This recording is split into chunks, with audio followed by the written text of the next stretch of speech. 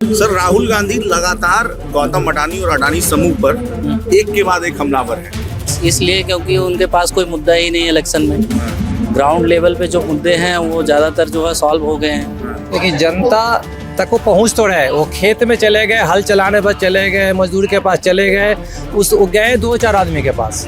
लेकिन यहाँ जहाँ उनका मेन मुद्दा है वहाँ नहीं जा पा रहे। और उनको कारण है इसके? उनका कारण है कि उनका जो मार्गदर्शन देने वाले जो भी होंगे वो सही गाइडलाइन नहीं कर रहे हैं। कांग्रेस नेता और लोकसभा में नेता प्रतिपक्ष राहुल गांधी लगातार अडानी समूह पर हमलावर हैं।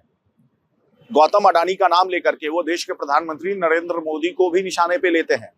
और इसी क्रम में आज दिल्ली के जंतर मंतर पर यूथ कांग्रेस द्वारा अडानी नहीं नौकरी बचाओ नाम से एक विरोध प्रदर्शन किया गया है केंद्र सरकार के खिलाफ।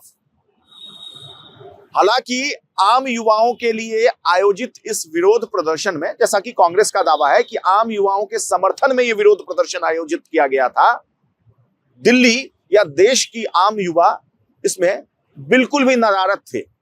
यूथ कांग्रेस के कुछ कार्यकर्ता अवश्य इसमें शामिल थे, लेकिन आम युवा बिल्कुल भी इस विरोध प्रदर्शन से गायब थे।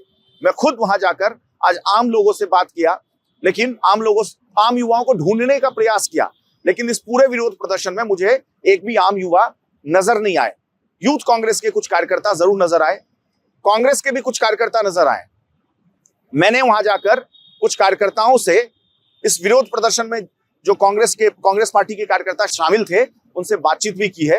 पहले इस बातचीत को देखिए, उसके बाद इस पूरे मुद्दे का विश्लेषण करेंगे। सर, राहुल गांधी लगातार गौतम अडानी और अडानी समूह पर एक के बाद एक हमलावर है, क्या कहेंगे इसमें? अरे इसलिए क्योंकि उनके पास कोई मुद्दा ही नहीं है इलेक्शन में। ग्राउंड लेवल पे जो मुद्दे हैं वो ज़्यादातर जो है सॉल्व हो गए हैं। अब उनको हकीकत नीचे की जानना चाहिए कि वोटर क्या चाहता है। जो ग्राउंड लेवल पे है, हमारी आपकी जरूरतें क्या है, मुद्दे क्या है, उस पे बहस करना चाहिए ना। अडानी जैसे लोग जो है क्या दूसरे टाइम पे इनकी गवर्नमेंट आ जाएगी, इनको सपोर्ट करेंगे। वो तो बिजनेसमैन है ना। अडानी हो, अंबानी हो या कोई अदर कंट्री ले लीजिए, विदेश में अभी ट्रम्प इलेक्शन में जीते हैं, उनको सपोर्ट किया एलन मस्क ने। तो ये ग्रुप होता है इस एक तरीके से बिजनेस का, ये पॉलिटिकल प्रेशर ग्रुप की तरह भी काम करता है। आपको क्या लगता है कि क्या गौतम अडानी देश की सारी संपत्तियों को हड़प रहे हैं, मोदी सरकार का नाजायज फायदा उठा रहे हैं? ऐसा आप सहमत हैं इन बातों से? ना, बिल्कुल नहीं। गौतम अडानी पे क्या स्टैंड है आपका? गौतम अडानी एक बिजनेसमैन है, वो बिजनेस कर रहा है। मेरा ये सवाल है जी, 2019 के लोकसभा चुनाव से लेके 2024 का चुनाव हो गया, विभिन्न प्रदेशों का चुनाव हो गया। हर चुनाव में कांग्रेस पार्टी द्वारा एक ही मुद्दा उठाया जाता है, खासकर राहुल गांधी द्वारा। इतने बड़े नेता विपक्ष हैं, उनको आपको नहीं लगता उनको आम जनमानस का मुद्दा उठाना चाहिए? बिल्कुल उठाना चाहिए, लेकिन एक तो या तो नॉलेज नहीं है या वो उठाना नहीं चाह रहे हैं। लेकिन जनता तक वो पहुंच तो रहे। वो खेत में चले गए, हल चलाने पर चले गए, मजदूर के पास चले गए, वो गए 2-4 आदमी के पास। लेकिन यहाँ जहाँ उनका मेन मुद्दा है वहाँ नहीं जा पा रहे। और उनको कारण है इसके पीछे? उनका कारण है कि उनका जो मार्गदर्शन देने वाले जो भी होंगे वो सही गाइडलाइन नहीं कर रहे। और उनको ये भी पता है कि कांग्रेस शुरू से मिला जुला है इसमें। क्या राहुल गांधी दिखावा कर रहे हैं? ये तो 100% है। अगर वो सच्चाई पे आ जाए तो अगले सेशन में वो फुल बहुमत के साथ गवर्नमेंट लेके आ जाएंगे यहाँ पे। अगर वो सच्चाई पे आ जाए कि जैसे पब्लिक के भी जाना चाहिए।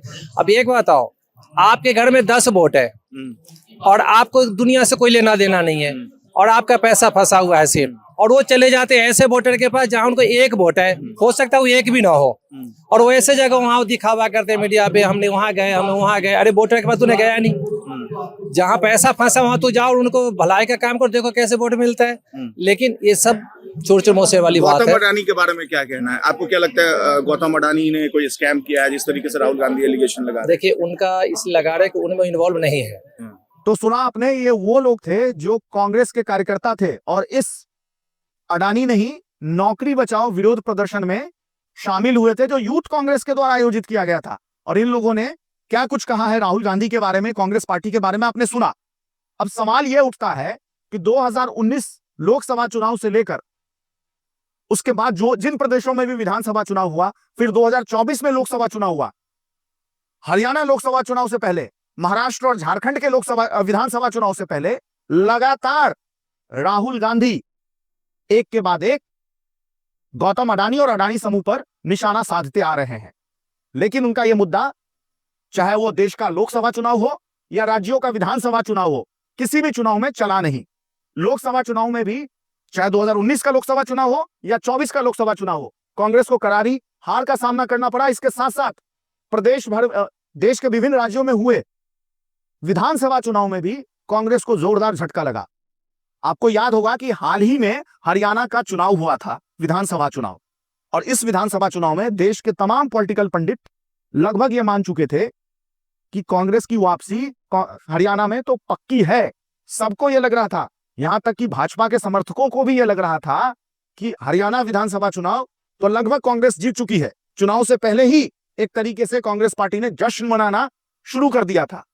लेकिन हुआ क्या, यह सबके सामने है। हरियाणा में कांग्रेस पार्टी बुरी तरीके से हारी। महज 3 या 4 दिन पहले महाराष्ट्र विधानसभा चुनाव का चुनाव परिणाम आया है और कांग्रेस इतिहास के सबसे खराब प्रदर्शन की है महाराष्ट्र में। अपने राजनीतिक इतिहास में कांग्रेस ने सबसे खराब प्रदर्शन महाराष्ट्र में किया है। उसके बावजूद भी राहुल गांधी लगातार आम जनमानस के मुद्दों को छोड़ करके गौतम अडानी और अडानी समूह पर एक के बाद एक लगातार आरोप लगा रहे हैं। यह अलग बात है कि देश की जनता उनके इस उठाए गए मुद्दे को लेकर के बिल्कुल भी इत्तेफाक नहीं रखती है। और यह बात क्यों कही जा रही है? क्योंकि यह बात विभिन्न राज्यों में हुए विधानसभा चुनाव परिणाम कहता है। महाराष्ट्र में धारावी जैसे मुद्दे को लेकर के भी गौतम अडानी और अडानी समूह पर निशाना साधा गया था। राहुल गांधी ने तो यहां तक कह दिया था कि मोदी जी का नारा एक है तो सेफ है। राहुल गांधी की बातों को मैं कोट कर रहा हूं, वह गौतम अडानी को लेकर के है, यानी मोदी और अडानी एक हैं तो सेफ है। मोदी जी अडानी को बचाने के लिए सब कुछ कर रहे हैं। एक के बाद एक लगातार राहुल गांधी गौतम अडानी और अडानी समूह पर हमलावर है। लेकिन देश की जनता इन मुद्दों को एक्सेप्ट नहीं कर रही है। यह बात कांग्रेस पार्टी और राहुल गांधी को समझ में नहीं आ रही है। जब महाराष्ट्र में इतना खराब प्रदर्शन हुआ हो, महज 3 या 4 दिन पहले चुनाव परिणाम आया हो, उसके बाद यह समय था कांग्रेस पार्टी को आत्ममंथन करने का। हरियाणा और महाराष्ट्र दोनों ही विधानसभा चुनाव में कांग्रेस पार्टी को करारी हार का सामना करना पड़ रहा है। फिर भी कांग्रेस पार्टी अडानी का मुद्दा छोड़ने का नाम नहीं ले रही है और आत्ममंथन करने के बारे में तो दूर दूर तक सोच नहीं रही है। देश की सबसे पुरानी राजनीतिक पार्टी इस वक्त सबसे खराब दौर से जूझ रही है, लेकिन आत्ममंथन करने की जगह अडानी समूह के खिलाफ विरोध प्रदर्शन करने से नहीं चूक रही है। अब सवाल यह उठता है कि क्या राहुल गांधी, देश में कई सारे ऐसे मुद्दे हैं जो युवाओं से संबंधित है, रोजगार से संबंधित है और अन्य कई मुद्दे हैं, उसको उठाएंगे या अडानी नाम का माला जपते रहेंगे? क्या कांग्रेस पार्टी आत्ममंथन करेगी? यह एक बड़ा सवाल है, क्योंकि हर विधानसभा चुनाव के बाद कांग्रेस पार्टी को करारी हार का सामना करना पड़ता है और कांग्रेस पार्टी अपने सहयोगी दल जो रीजनल पार्टीज है, चाहे वो समाजवादी पार्टी हो, चाहे झारखंड में जेएमएम हो, इनकी जीत की खुशियां का श्रेय अपने ऊपर लेती है। हालांकि यह अलग बात है कि रीजनल पार्टी भी समय समय पर कांग्रेस पार्टी को आईना दिखाती रहती है और कहती है, अखिलेश यादव का बयान याद कर लीजिए कि अब कांग्रेस पार्टी को, रीजनल पार्टी को आगे कर देना चाहिए। लेकिन राहुल गांधी और कांग्रेस पार्टी अपने संगठन को मजबूत करने या आत्ममंथन करने के लिए बिल्कुल भी तैयार नहीं है। उनको दिन रात एक ही मुद्दा नजर आता है, अडानी अडानी अडानी। आपका क्या राय है इस तमाम मुद्दों को लेकर के? हमें कमेंट करके बताएं। नमस्कार।